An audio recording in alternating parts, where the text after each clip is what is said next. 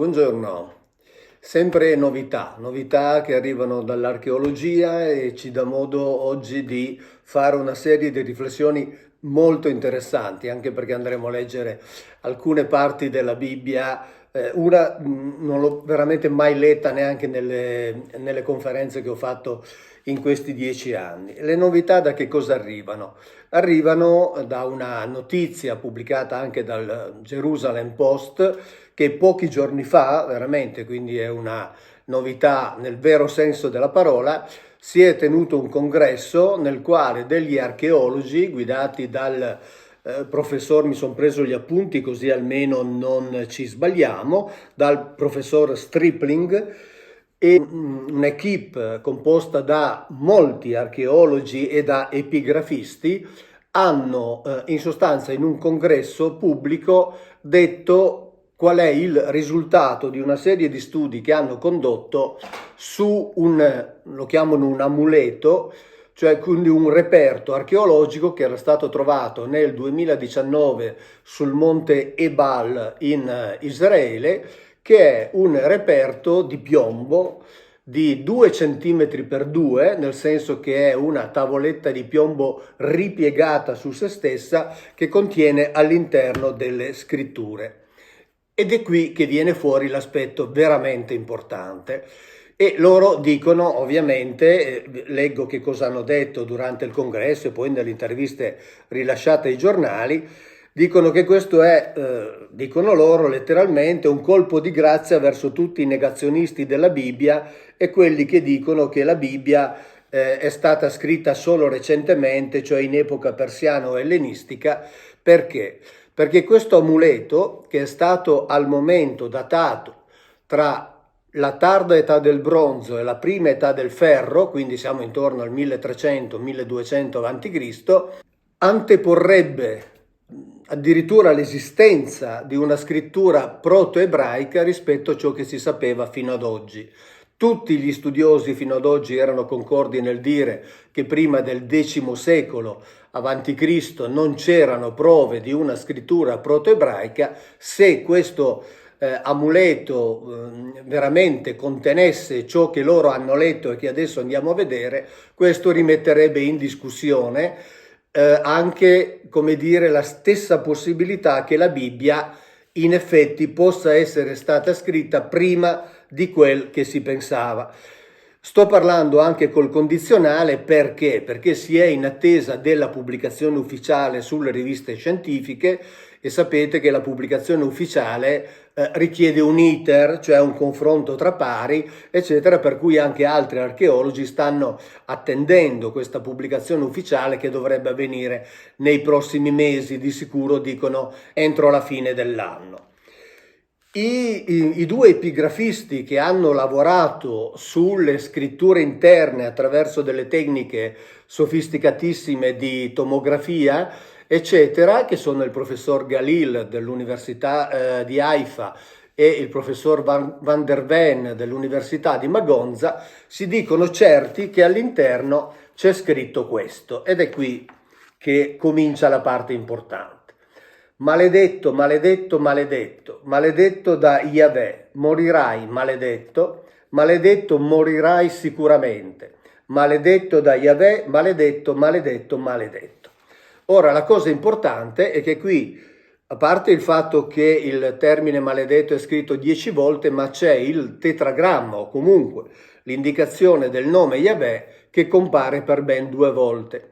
E questa sarebbe a questo punto la prima iscrizione in assoluto in ambito ebraico che contiene il tetragramma. Tra l'altro il periodo a cui è attribuita questa tavoletta corrisponderebbe, come ho detto, tra tarda età del bronzo e prima età del ferro, corrisponderebbe alle iscrizioni che sono state trovate nel tempio di Amon a Soleb in Egitto, siamo al tempo di Amenhotep III, dove si parla degli Shasu di Yau, cioè di questo popolo di nomadi che si rifanno a questo Yau.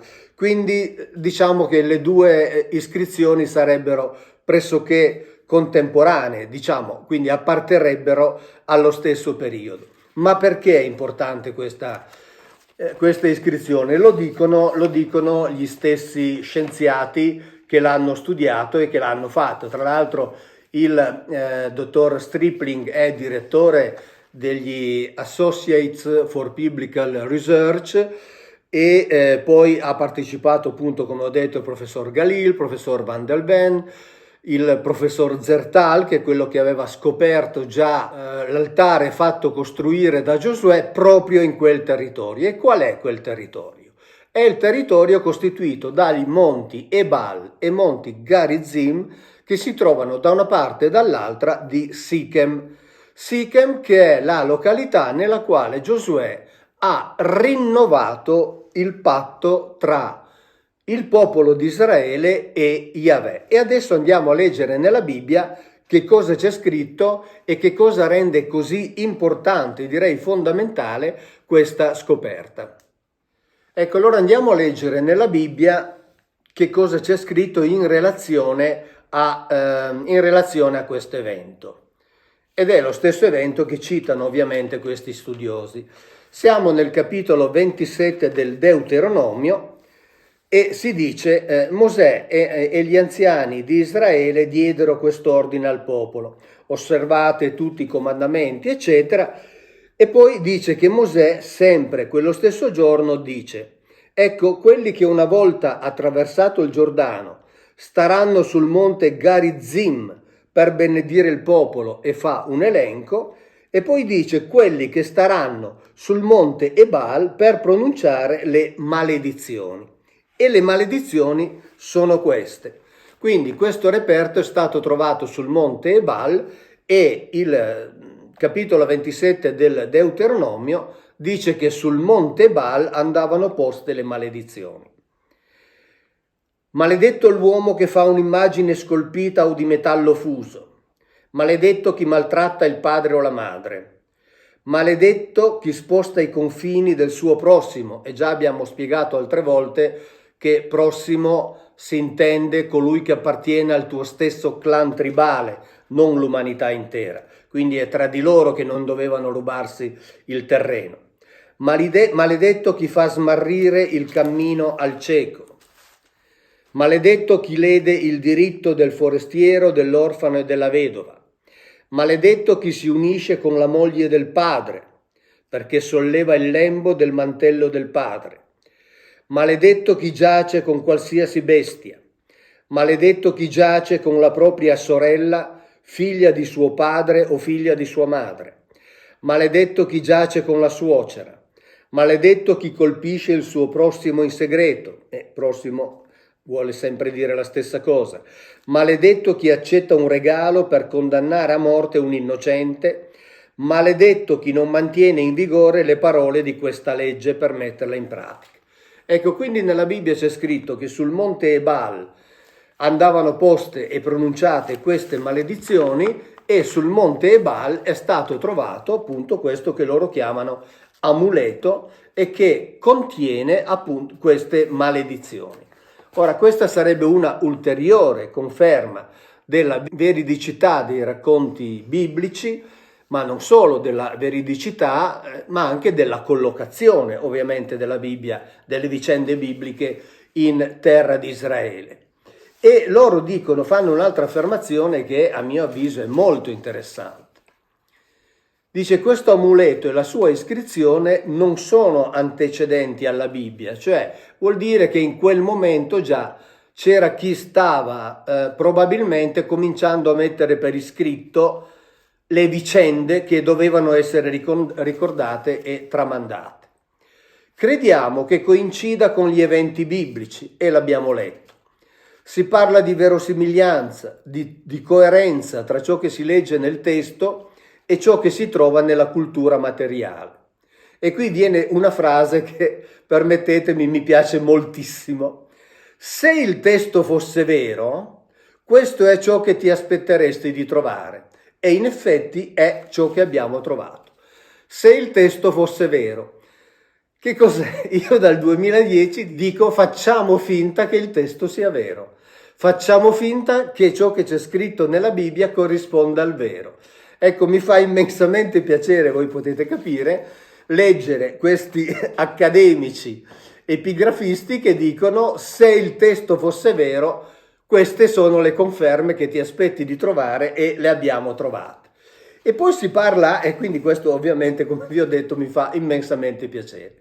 E poi si dice che Stripling ha aggiunto di aver trovato pietre piatte ricoperte di intonaco sepolte all'interno dell'altare, che è l'altare di Giosuè scoperto anni prima, sempre dall'archeologo Zertal. E dice anche questo è coerente con il racconto biblico che si trova in Deuteronomio 27,4. Cioè qui dice pietre ricoperte di intonaco, lì dove si trova l'altare. E allora andiamo a leggere che cosa dice la Bibbia in Deuteronomio 27,4. Dice esattamente questo. Quando dunque avrete attraversato il Giordano, erigerete sul monte Ebal queste pietre come oggi vi comando e le intonacherete di calce. E hanno trovato anche questo. Quindi siamo veramente di fronte a quella che sarebbe, ripeto, siamo tutti in attesa, io come semplice curioso, gli studiosi per poterla confermare, siamo tutti in attesa della pubblicazione ufficiale sulle riviste scientifiche. Ma la cosa interessante è che loro stessi dicono che questo rimanda al momento in cui Giosuè ha rifatto il patto, quindi ha rinnovato il patto tra gli israeliti e Yahweh. E adesso andiamo a leggere un passo interessantissimo perché ci aiuta a capire moltissime cose proprio nel momento in cui Giosuè pronuncia certe parole per rinnovare il patto. Allora andiamo a prendere ancora una volta la Bibbia, vedete che passo da una Bibbia all'altra proprio per far capire anche come certe cose siano presenti nelle Bibbie che tutti noi abbiamo in casa. Non c'è bisogno di traduzioni particolari. Questa volta andiamo nel libro di Giosuè al capitolo 24, dove si dice: Giosuè radunò tutte le tribù di Israele in Sichem e convocò gli anziani di Israele, i suoi capi, i suoi giudici, i suoi ufficiali che si presentarono davanti a Yahweh. E Giosuè qui dice: così dice Yahweh, Dio di Israele, cioè come sapete sempre Elohim di Israele, i vostri padri, come Terach, padre di Abramo e padre di Nacor, abitarono dai tempi antichi al di là del fiume, cioè che vuol dire al di là dell'Eufrate, che era la zona di provenienza di Abramo. E qui fa un'affermazione: e servivano altri Elohim. In ebraico c'è Elohim Acherim, che vuol dire Elohim altri, Elohim diversi, Elohim stranieri. Non sta dicendo che quegli altri Elohim non esistevano. Dice che addirittura tutta la famiglia di Abramo serviva quegli Elohim che comandavano là, al di là dell'Eufrate. E c'erano. Non erano semplici stele di pietra, perché altrimenti, perdonatemi, non voglio essere offensivo, ma vorrebbe dire che tutta la famiglia di Abramo era una famiglia di sprovveduti, perché poveretti si inginocchiavano di fronte a delle stele di pietra fino a che non è arrivato Yahweh, tenendo presente che poi, a parte Abramo, tutto il resto della famiglia che è rimasto là ha continuato a seguire quegli Elohim, mentre Abramo ha seguito l'Elohim di nome Yahweh. E poi prosegue e dice, e fa una sorta di campagna elettorale, perché elenca tutto ciò che Yahweh ha fatto a favore del popolo di Israele, per convincere in realtà, il popolo a seguire lui, e dice: temete dunque Yahweh e servitelo con fedeltà e sincerità. Eliminate gli Elohim che i vostri padri hanno servito di là dal fiume e in Egitto. Perché? Perché quando i loro padri si sono spostati in Egitto, era per loro obbligatorio servire gli Elohim che governavano in Egitto. Quindi, quando erano in terra di Mesopotamia, servivano gli Elohim che governavano in Mesopotamia. Quando sono andati in Egitto servivano gli Elohim che governavano in Egitto. Più chiara di così la Bibbia non può essere. Lo ripeto, più chiara di così la Bibbia non può essere. Ripeto, eliminate gli Elohim che i vostri padri hanno servito di là dal fiume e in Egitto e servite Yahweh e sentite che cosa gli propone. Se vi sembra duro servire il Signore, sceglietevi oggi stesso chi volete servire. Se gli Elohim che i vostri padri hanno servito di là dal fiume, cioè esistono, continuano a esistere e se volete li potete scegliere, o gli Elohim degli Amorrei nella cui terra voi abitate. Io e la mia famiglia seguiamo Yahweh. Quindi qui Giosuè, quello che ha sostituito Mosè nel comando e nella guida degli israeliti alla conquista della terra promessa, dice con una chiarezza assoluta: la famiglia di Abramo seguiva altri Elohim, li seguiva nella Mesopotamia, li seguiva quando si è spostata in Egitto. Se voi volete potete continuare a seguire quelli là, se volete scegliere invece quelli che governano qui, dove noi siamo arrivati adesso, siete liberi di farlo. Io seguo Yahweh. Il popolo di Israele dice no, certo, anche noi seguiamo Yahweh, e Giosuè a quel punto dice: bene, adesso voi fate la solenne promessa e poi sappiate però che le conseguenze e la responsabilità del mantenimento di questa promessa ricadono ovviamente sulle vostre teste, ricadranno sulle vostre teste. Qui la Bibbia è di una chiarezza come sempre stupefacente, ma le considerazioni non sono finite. Abbiamo nominato il Monte Garizim. Il Monte Garizim è importante ancora oggi perché? Perché è il monte sacro da sempre dei Samaritani. Sapete che compare anche nei Vangeli, c'era questo contrasto tra quelli che seguivano il giudaismo di Gerusalemme e i Samaritani. Tra l'altro i Samaritani hanno una Bibbia, un Antico Testamento che è costituito da solo 6 libri, cioè il Pentateuco più il libro di Giosuè. Sul monte Garizim i Samaritani hanno costruito ai tempi di Alessandro Magno un tempio simile a quello di Gerusalemme, perché loro dicevano che tutti i riti e tutti i sacrifici andavano fatti su quel monte perché quello era il vero monte sacro. Loro hanno costruito questo tempio che poi è stato distrutto all'epoca dei Maccabei, cioè siamo intorno al secondo secolo avanti Cristo. E la cosa interessante è che anche qui, ed è un'altra conferma dei racconti biblici, nel 1964, proprio sul monte Garizim, sono stati trovati i resti di questo tempio costruito dai Samaritani. E il sommo sacerdote dei Samaritani, che hanno, come dire, una loro casta sacerdotale indipendente, sempre continua a considerare il Garizim come il loro vero, unico monte sacro. Ecco, tutto questo quindi rappresenta una ulteriore conferma, qualora ce ne fosse ancora bisogno, di corrispondenze tra ciò che trova l'archeologia e ciò che è scritto nell'Antico Testamento. Già altre volte abbiamo visto, ad esempio, le corrispondenze tra ciò che scrive il re Assiro Sennacherib e ciò che ha trovato l'archeologia in termini di resti di quelle rampe che lui utilizzava per entrare, per conquistare i centri abitati di Israele, e quindi siamo di fronte alla possibile ennesima conferma del fatto che la Bibbia è un libro di storia, è sostanzialmente un libro di storia.